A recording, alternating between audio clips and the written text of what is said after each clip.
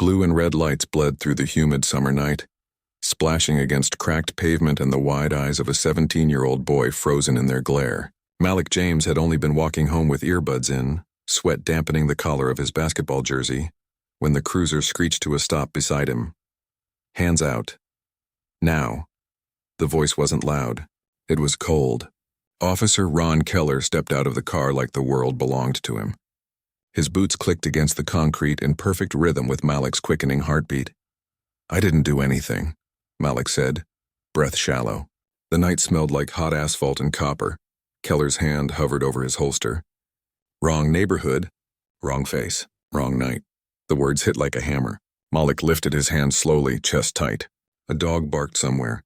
Curtains shifted. No one came out. The flashlight blinded him. A rough grip slammed him against the hood. Metal burned his cheek. His backpack fell, spilling notebooks across the street like a quiet protest no one would ever hear. "What's the charge?" Malik choked out. Keller leaned in, close enough for Malik to smell the coffee on his breath. "Existing." Handcuffs clicked. From the corner of his blurred vision, Malik caught the blinking red of a neighbor's phone recording. 1 second. 2. A flash of light against Keller's badge. Then Keller froze. Not because of the boy, but because of a ringtone slicing through the night. His radio crackled, then a dispatch voice said the words that made his grip falter. "Officer Keller. Suspect identified. Name Malik James, son of Judge Samuel James." The siren still wailed. Keller didn't loosen his grip. Malik's breath burned his throat as the world tilted on a single brutal second. Malik James didn't hear the cruiser at first. The sound came low and mean, like a growl under the humid night air. His basketball shoes scuffed the sidewalk. Streetlights flickered overhead, turning the world into a slow strobe. He had one earbud in, one dangling loose, sweat clinging to the back of his neck. "Stop." The voice cut through everything. Malik turned. Blue lights bled across his skin. Officer Ron Keller leaned out of the driver's side window, arm resting casually on the door, eyes already narrowing. "Hands out." "Let me see them." Malik's stomach dropped. "For what?" Keller opened the door slowly, methodically, as if Malik's existence alone required ceremony. "You match a description," Keller said. His boots hit pavement. He adjusted his belt with one practiced tug. "I'm just walking home." Malik's voice cracked against the night. Keller smirked. "I bet you are." The air thickened. A passing couple crossed the street without looking. One curtain twitched open. Keller stepped closer, bag on the ground. Malik hesitated for half a second. Keller's hand brushed the holster. That was enough. Malik lowered the bag. Keller circled him like he already owned the ending of the story. "Empty your pocket." "I didn't." "Now." The word hit harder than the humid air. Malik lifted his hands, fingers trembling. His heartbeat thudded in his ears. "Keep your eyes down," Keller added. The flashlight snapped on. It burned into Malik's eyes, bleaching out everything else. "What's the problem?" Malik managed. Keller leaned close, his voice low. "Existing in the wrong place at the wrong time with the wrong skin." A hard shove sent Malik against the hood. Metal burned through fabric. Keller twisted his arm back. The first cuff clicked, sharp and final. "Sir, please." "Sir?" Keller mocked. "Don't try to play clean now." The second cuff bit down. Malik's breath shortened. A phone camera light blinked across the street. "Someone was filming. Look at that," Keller muttered, yanking him upright. Little star. Malik's backpack spilled open. A folded college application letter fluttered out, catching on the damp concrete. Keller shoved him toward the cruiser. Then the radio voice sliced through the night. "Unit 14 ID match confirmed. Suspect is Malik James, father Judge Samuel James." Keller's grip faltered for a fraction of a breath. Not enough to matter. He forced Malik down into the back seat anyway. Malik stared at the world through smeared glass, wrists burning. Siren rising. Neighborhood shrinking. A single truth hammering through his chest. They didn't care who he was, only what. The holding cell smelled like bleach and sweat layered over old metal. Malik sat on the hard bench, wrists cuffed behind his back longer than procedure demanded. His shirt stuck to his spine. The concrete walls hummed with fluorescent light. Steady and indifferent. Across the narrow hallway, Keller leaned against the booking desk, half laughing with another officer. "Kid looked ready to cry," Keller said, voice smooth and casual. Officer Riggs chuckled, tapping a pen against a clipboard. "They all do when the cuffs get real." Malik clenched his jaw, nails digging into his palms. The words weren't meant for him, but they landed like punches anyway. Riggs lowered his voice just enough to make it worse. Judge's kid, huh? Keller shrugged. Doesn't make him less suspicious, laughter. Low, private. Not one of the officers looked toward the cell. The door buzzed open briefly. An older woman in uniform, desk sergeant, walked through with a stack of intake forms. She didn't ask Malik anything. She didn't look him in the eye. She dropped the folder on a counter and kept walking. Malik's breath scraped against his throat. His mind replayed the sound of the handcuffs locking. Over and over. A loop he couldn't shut off. The intercom crackled. Keller, we got calls already. Riggs raised an eyebrow. Neighbors? Yeah, and news sniffing. Keller's smirk didn't falter. Let 'em. Malik shifted, chains biting into skin. He spoke for the first time since the car. Can I call my dad? No response. Keller didn't even glance at him. Riggs pretended not to hear. I said, Malik's voice cracked louder. Keller finally turned, lazy and deliberate. You'll get your call when we're done. Malik stared at him, pulse hammering behind his eyes. Keller smiled like nothing about this night belonged to anyone but him. Two young patrol officers walked past. One slowed down, glanced at Malik through the bars, then at Keller. He didn't speak. He kept walking. Silence spread like mold. The buzz of a distant phone broke it. Somewhere beyond this hallway, people were talking about him without ever saying his name right. Keller returned to the desk, picking at his nails. Kid's gonna learn something tonight, he muttered to Riggs. Malik let his head fall back against the wall. His father's face flashed in his mind. Not angry, not scared, just steady, the way judges look when they listen. But that image flickered against the reality of cold steel. A young female officer entered carrying a folder. Keller, you might want to see this. She didn't lower her voice enough. Videos already online. 30,000 views. Hashtags trending. Riggs stiffened. Keller's smirk tightened, no longer smooth. Doesn't matter, he said quickly, but it did. Malik felt it in the air. A thin, invisible shift. The power was still all on their side, but something small and sharp had cracked the surface. Keller stepped closer to the cell, leaning against the bars like he owned gravity. Hope you like cameras, kid. You wanted attention. Malik met his eyes without flinching. You gave it to me. For the first time, Keller's jaw tightened. Not much, just enough. Somewhere down the corridor, the phone rang again. Longer this time. No one laughed. The light above flickered. Malik stayed silent, feeling the weight of every unspoken word in that hallway pressing down, heavy and deliberate. The shift had begun. Not justice, not yet. Just the first hairline fracture in a wall built to outlast boys like him. The fluorescent lights in the station didn't change, but the atmosphere did. Malik felt it before he saw it, an unfamiliar stillness settling around the front desk like the air before a storm. Keller stood stiff now, shoulders squared in forced calm. The other officers' conversations thinned into clipped murmurs. The captain's door opened. Captain Harris stepped out, reading a printed page with a tight jaw. Every officer in the room straightened. Malik tracked Harris's movement from inside the holding cell, pulse steady but sharp. Keller, Harris said. Inside now. Keller's smirk returned, faint, defensive. What's the problem? Harris didn't answer. He held up the page, turned, and shut the office door behind them. Malik's cuffs were finally removed by a patrol officer who wouldn't meet his eyes. She kept her voice flat. Sit. He didn't thank her. He sat. The room on the other side of the glass rippled with the kind of silence that happens when everyone knows what's coming, and no one wants to name it. Minutes dragged. The muffled sound of raised voices leaked from behind Harris's door. Keller's tone was sharp, defensive. Harris's was controlled, cold. The door burst open. Keller emerged, jaw clenched, skin flushed. Harris followed behind, carrying a folder. He gestured toward the bench outside the captain's office. Release him, Harris said. Riggs blinked. Sir, release him now. The keys clicked fast. The bars opened with a metallic groan. Malik stood slowly, every movement deliberate. The young female officer handed back his wallet and phone without eye contact. Keller avoided looking at him, too. His hands flexed against the edge of the counter. A low, even voice filled the room. Mr. James, Malik turned. His father stood in the doorway, suit immaculate, face expressionless. Judge Samuel James didn't rush. He didn't raise his voice. He walked into the precinct like someone who understood exactly how much power sat beneath his silence. Dad. Malik's throat burned around the word. Samuel stepped past the desk. Keller instinctively straightened. Harris moved aside. The officers watched, quiet. Who arrested my son? Samuel's tone was flat, surgical. Keller swallowed. Not sir, Samuel said. Officer? Harris cleared his throat. Judge James, I assure you we're... Samuel didn't look at him. His eyes locked on Keller. You put handcuffs on a minor with no charge, no warrant, no probable cause.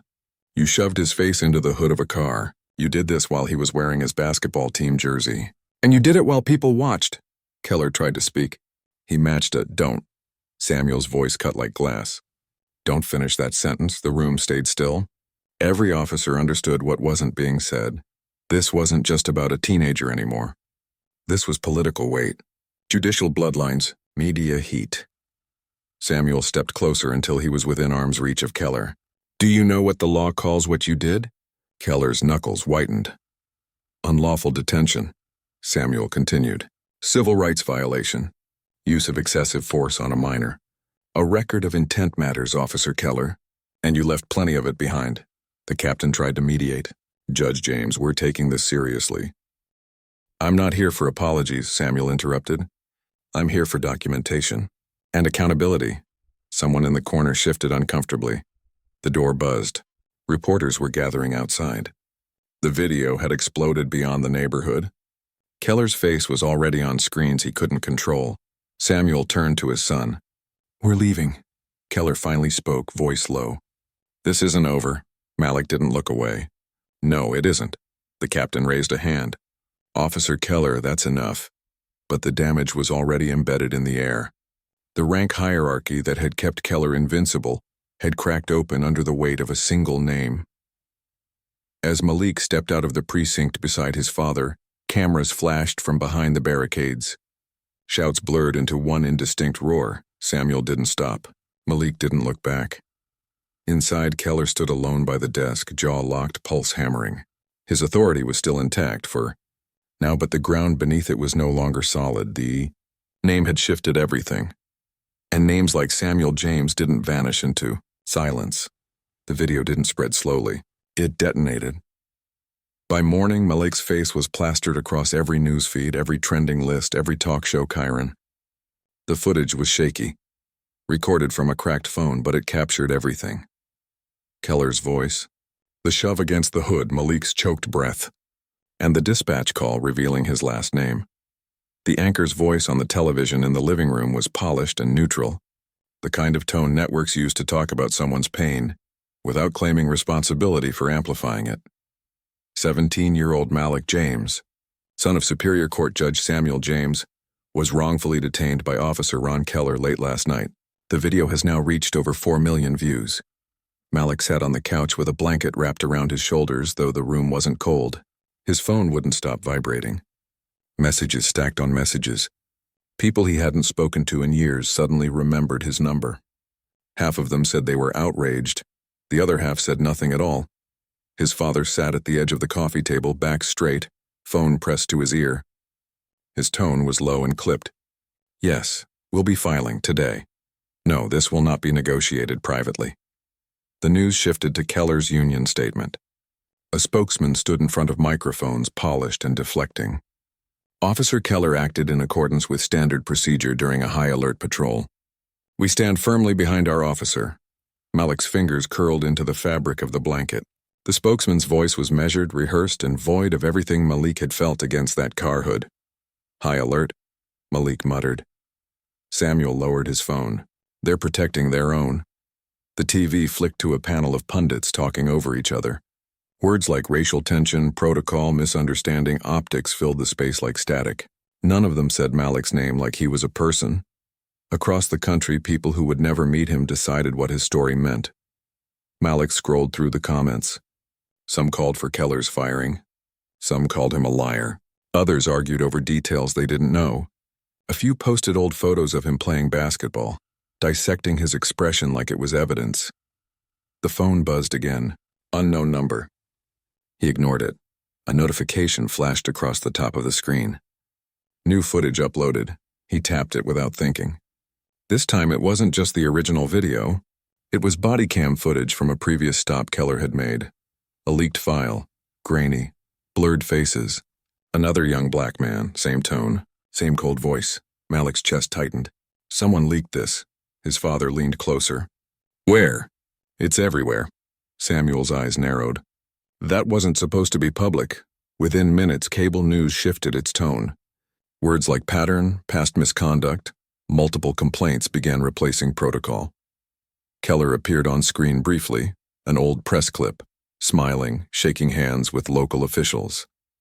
Now that image sat beside leaked reports, subject of 5 previous complaints. No disciplinary record. Malik muted the television. The sound of it made his hand shake. Samuel watched him carefully, jaw hard. They built a wall around him. It's starting to crack. Malik looked at his phone again. Messages from strangers, classmates, people who'd never said his name right. This doesn't fix anything, Malik said. No, Samuel answered. It doesn't. The light from the TV cast both their faces in sharp relief. Father and son framed against a national conversation they didn't control. Outside, distant sirens wailed. Not for them. Just the usual city night. But something had shifted. The system that kept Keller untouchable had been forced into daylight piece by piece. Leaks didn't announce themselves. They bled. And this one had begun to stain everything.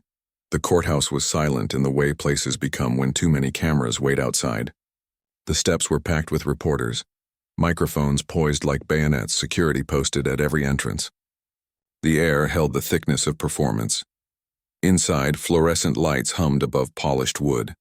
Malik stood near the defense table with his father, suit stiff, collar biting into his neck. Every inch of the room felt like it belonged to someone else. Keller sat at the opposite table in full uniform, badge gleaming, jaw set. His posture was straight, steady, the body language of someone convinced the system was still on his side. His attorney, a sharp-eyed man in a tailored gray suit, whispered something in his ear. Keller nodded once. The bailiff called the room to order. The judge entered. Not Samuel, another neutral tone. Practiced mask, state. Of Illinois versus Officer Ron Keller, the clerk. Red Malik's throat tightened at the sound of the word versus. The prosecution laid out the incident in clinical. Language, date, time, arrest location. Video recording. Public reaction. Leaked prior misconduct files. It all landed like a list, clean, detached, bloodless. Keller's lawyer rose. Officer Keller acted in good faith, following protocol during a suspicious encounter. The suspect was non-compliant and matched a reported description. The mention of his father's status is irrelevant to the officer's perception of threat at the time. Malik's hands clenched behind the table. The word threat crawled across his skin like oil. The prosecutor countered. The suspect was a 17-year-old minor walking home. There was no probable cause, no matching description filed in dispatch, and no criminal act. Officer Keller's use of force was unjustified. The judge's gaze flicked toward Malik. Mr. James, you will testify now. The room shifted. Keller's attorney leaned back, expression unreadable. Keller stared directly at Malik, not blinking, not hiding the cold calculation in his eyes. Malik stepped forward. The floorboards under the witness stand creaked, faint but sharp in his ears. The prosecutor approached. State your name for the record, Malik James. You are the individual detained by Officer Keller on the night of June 17th? Yes. Describe what happened. Malik inhaled slowly. The courtroom blurred at the edges. He saw again the hood of the car, the heat against his cheek, Keller's voice dripping through the night. He told me to stop, Malik said. I hadn't done anything. I had one earbud in. I asked why. He said I matched a description. He pushed me onto the hood. He cuffed me. I told him I hadn't done anything. Keller's lawyer rose. Objection, narrative, sustained. Keep it to direct answers, Mr. James, the judge said. The prosecutor nodded. Did you resist arrest? No. Did you threaten the officer? No. Did the officer explain any charges? No. Malik's voice didn't shake. It stayed low and tight like steel pulled too thin. Keller's lawyer began cross-examination. His tone carried the smoothness of someone accustomed to bending stories. You were out late, he said. Yes. Alone. Yes. You. Didn't immediately put your hands up when told to. Malik stared at him. I asked why, which the officer could have interpreted as hesitation. The room held its breath. Malik leaned forward slightly. He didn't interpret. He decided for the first time. Keller's lawyer faltered. Just a flicker. The judge rapped the gavel lightly. Answer the questions asked, Mr. James. Malik said nothing else. When the testimony ended, Malik stepped down, his knees stiff. The prosecutor moved to admit the video into evidence. The room dimmed as the footage played on the overhead screen. Keller's voice, the shove, the cuffs, the dispatch call. No one spoke. No one needed to. Keller's expression didn't change. But the edges of his control frayed. A twitch in the jaw. A shift in posture. Outside the courthouse, the crowd grew louder. Inside, the legal machine kept moving. Measured, precise, indifferent. Malik returned to his seat beside his father. Samuel didn't touch him. Didn't whisper reassurance. He just sat there, unflinching, letting the weight of the system hang exactly where it belonged. This wasn't justice yet. It was theater. But theater could still break masks, and Keller's mask was beginning to crack. The headlines burned bright for 3 days. Then they began to blur. The system had learned long ago how to absorb impact without breaking. Keller's attorney stood in front of news cameras. Clean suit, calm tone, every word shaped to neutralize outrage. Officer Keller is a decorated member of the force with years of service and 0 disciplinary action on record. We caution the public against drawing conclusions from edited clips circulated online. Edited clips.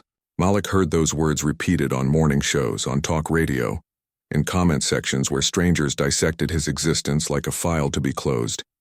At home, his phone wouldn't stop flashing. The attention wasn't support anymore. It was noise. Pundits, opportunists, strangers wanting statements, journalists asking for exclusives. People who wanted a symbol, not a boy. His father spoke quietly in the kitchen with attorneys, their words clipped heavy. They're moving fast, one of them said. Internal affairs already narrowed the scope. Prior complaints against Keller are classified as resolved internally. No public record. No disciplinary action to anchor the case. Samuel's face stayed still, but the silence between each word lengthened. They're burying it. They've buried worse, the attorney answered. Malik leaned against the hallway wall, listening. Every word slid into him like cold water. Later that night, news broke of Keller's exclusive interview. He sat across from a friendly anchor in a polished studio, posture calm, hands folded on his lap. No uniform this time. Civilian clothes, humanized. I was just doing my job, Keller said. The situation was tense. I didn't know who he was. I acted on instinct as I've been trained. If I hesitated, someone could have gotten hurt. Including me, the anchor nodded. You've received threats? Keller lowered his gaze just enough to sell sincerity. Yes, my family's been targeted. This has been a nightmare for us.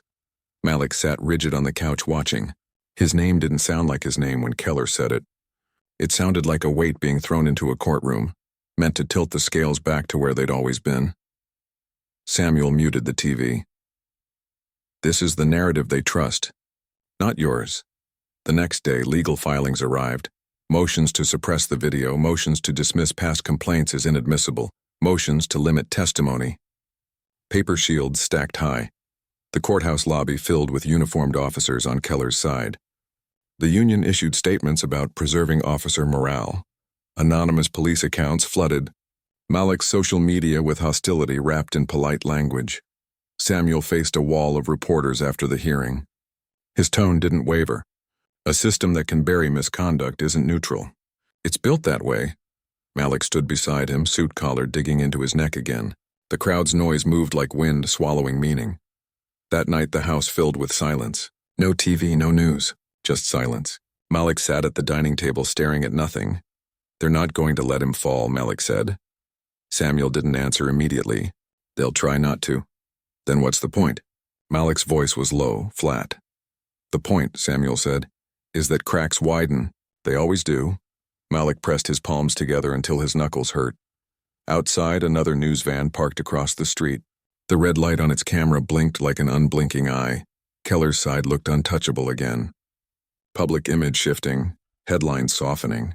The machine was doing what it always did, tightening the armor, But armor only held as long as no one hit the same fracture twice. The night air seeped in through the window.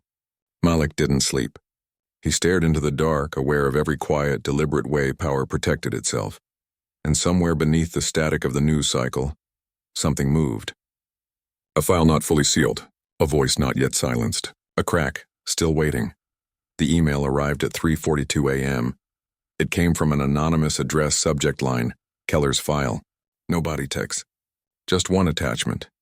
Samuel opened it in silence at the dining table. Malik sat across from him, hands clenched around a mug gone cold. A PDF filled the screen. Internal memos. Complaint reports. Use of force reviews with names redacted. Dozens of them. Dates stretching back years. Keller's signature stamped across multiple incident reports. None of it ever made public. All of it buried in layers of procedural language designed to look legitimate. This is internal affairs material, Samuel said flatly. Someone on the inside leaked it. Malik leaned forward.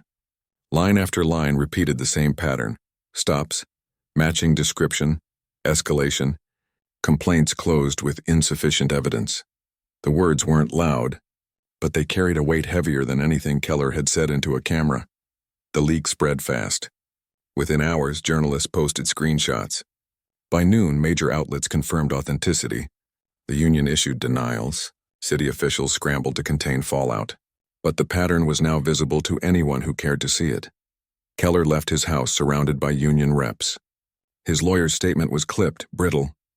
This is a politically motivated attack on a decorated officer. None of these complaints resulted in discipline for a reason.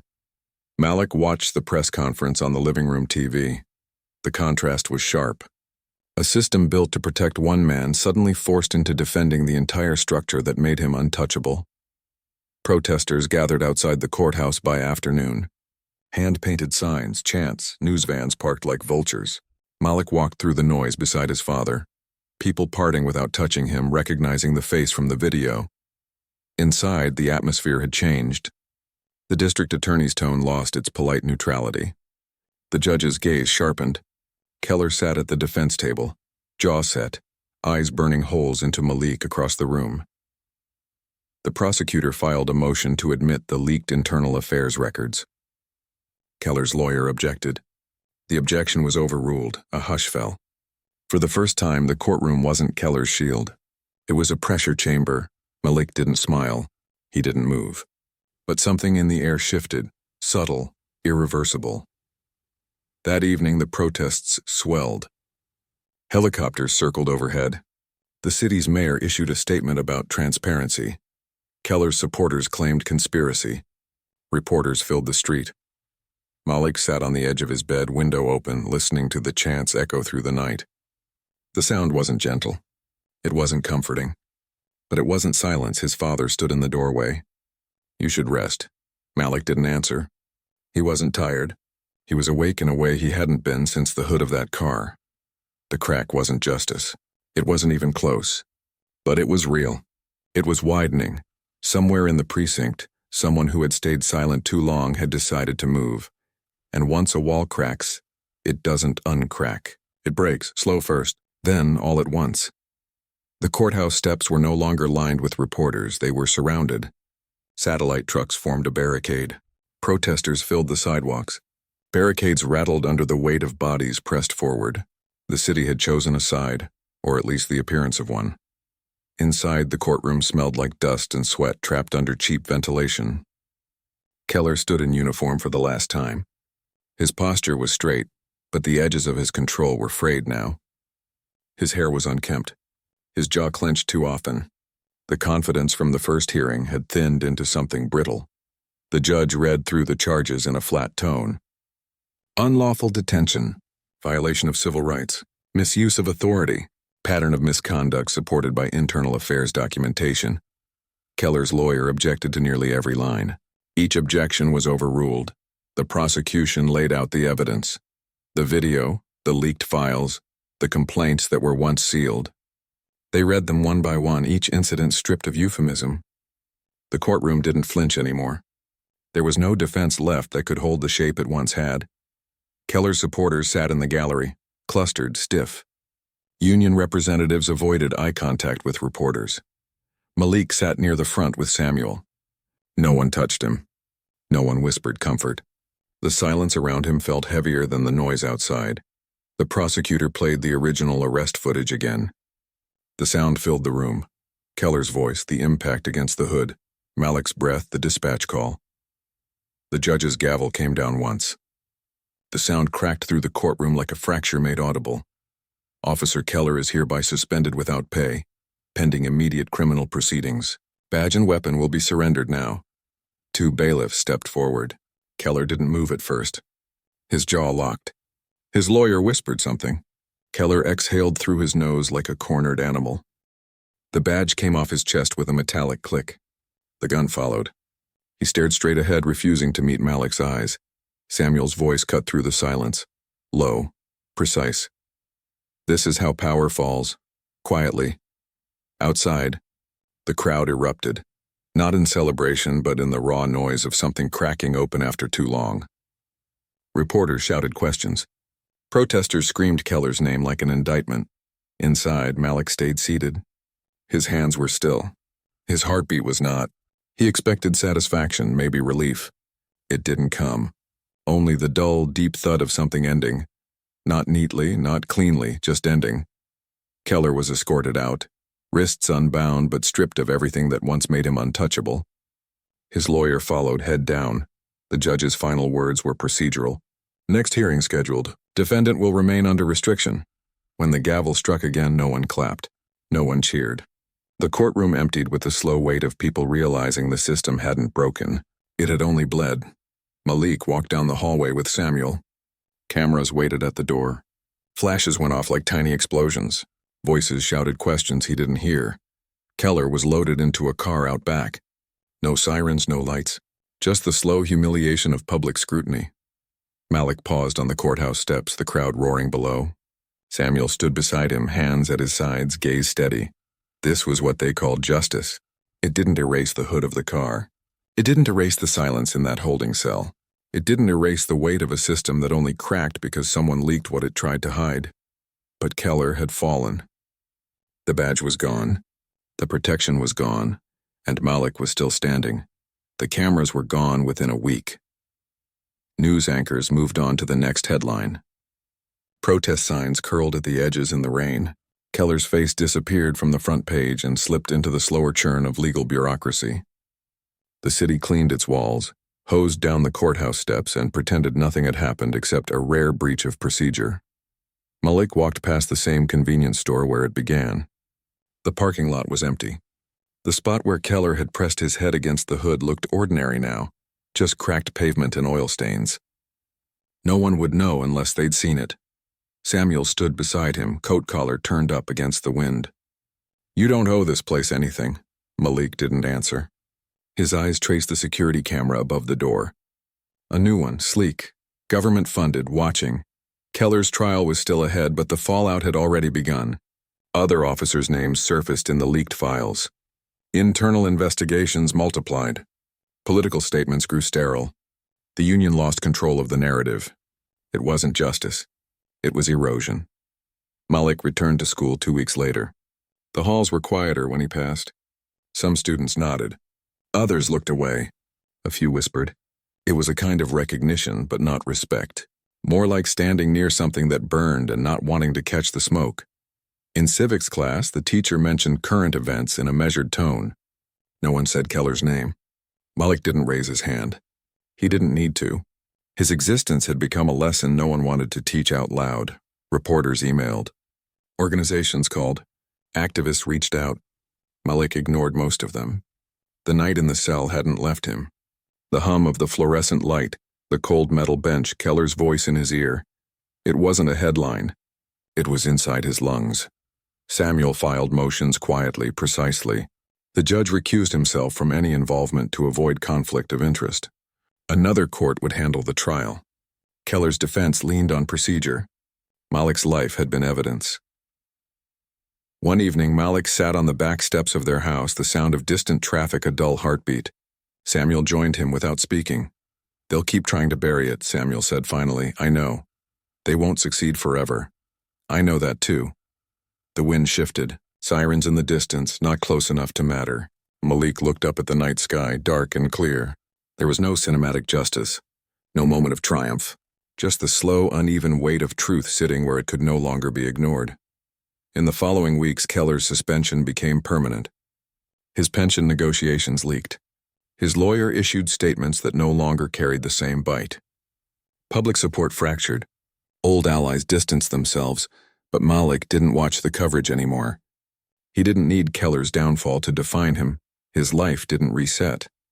It realigned, quietly. At the community center, a younger boy asked, "You're the guy from the video, right?" Malik didn't flinch this time. He nodded once. The boy stared at him like someone who'd seen a story get bigger than the person living it. Malik walked home past a row of streetlights flickering in intervals. The air smelled like rain. The city hadn't changed. The system hadn't collapsed. But the silence had cracked. The wall had been marked. Keller's name became a warning, not a legend, not a symbol of victory. Just proof that something once untouchable could be stripped down, one fracture at a time. Malik stood outside his house for a moment before going in. His reflection stared back from the dark window. He wasn't the same boy who'd been shoved against a hood. He wasn't anyone's headline either. He was still here. That was enough. The sirens kept moving farther away. The night held steady. The story didn't end with justice. It ended with truth that refused to disappear. The trial came months later. The cameras returned. Reporters dusted off their prepared lines. The city framed it as closure. It wasn't. It was maintenance. Keller walked into court without a badge, without union banners behind him. His hair was shorter, his shoulders heavier. The courtroom didn't look at him the way it used to. There was no aura of untouchability left. Malik sat in the same row as before, his hands resting still on his knees. He didn't feel triumph. He felt the weight of every second between that night and now. It hadn't lifted. It had reshaped him. The prosecution presented its case in measured, cutting lines. Keller's history of misconduct, the video, the testimonies, the leaked files, no rhetoric, just data layered on top of memory. Keller's defense was thinner now. Misjudgment, procedural error, media pressure. Words meant to soften impact. Words that rang hollow in the fluorescent courtroom. When Malik took the stand, the room tightened. The judge's gaze was steady. Keller stared, expression fixed. Malik described the arrest. The grip, the hood, the silence. He didn't raise his voice. He didn't embellish. The courtroom carried the weight for him. One line stayed in the air like glass waiting to break. Keller's lawyer. "Do you believe this officer acted out of racial bias?" Malik, "I don't believe. I lived it." No one exhaled for several seconds after. Closing arguments blurred into institutional language. Accountability. Community trust. Restoring faith. The system spoke like it was protecting itself.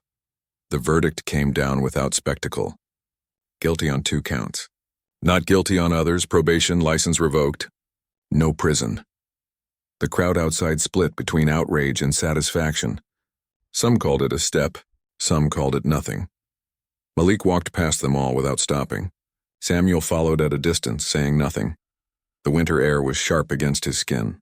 The courthouse behind him buzzed like a hive, trying to decide whether to sting or rebuild. Keller exited through a side door, escorted but not cuffed. No cameras followed him this time. His name had already moved from headline to footnote. Malik stood across the street watching. Not out of vengeance, out of clarity. Keller had lost power. The system that built him remained standing. But it wasn't clean anymore. The cracks were permanent. Samuel joined him on the curb. This isn't the end. It never is. They walked home in silence. Snow began to fall. Not enough to cover, just enough to thin the noise. That night, Malik lay awake staring at the ceiling. The memory didn't fade. It settled differently, not as fear, as scar. Not a story for others to own. A mark only he carried. The next morning, the world moved on. News cycles shifted. People returned to routine. His name was still on some lips, but fading. Keller's too. At school, no one whispered anymore. Some nodded. Some avoided him. It didn't matter. He had stopped waiting for their approval. Samuel left early for court. Malik walked the streets alone, hands in his jacket pockets, breath fogging the air. The same streets where he was a suspect were now just streets again. The pavement hadn't changed. He had. The city installed new policies. Reform. Transparency. Words designed to look like progress. Malik didn't believe them. He didn't disbelieve either. He simply understood their weight. They weren't built for him. At the community center, the younger boy from before sat on the steps. They said he got away with it, the boy muttered. Malik sat next to him. No one gets away. They just don't always pay the way we want. The boy stared at him, waiting for something else. Malik gave nothing. Truth didn't need polish. Later that night, Malik returned to the hood of the car in his mind, not as a victim, not as a headline. Just as fact, unchangeable, the system didn't collapse. Keller didn't disappear. Malik didn't become a symbol. He remained a person who had lived through something designed to erase him. And it hadn't. The weight would always remain. But so would he. Snow covered the cracked pavement outside the convenience store, softening nothing, just making it visible.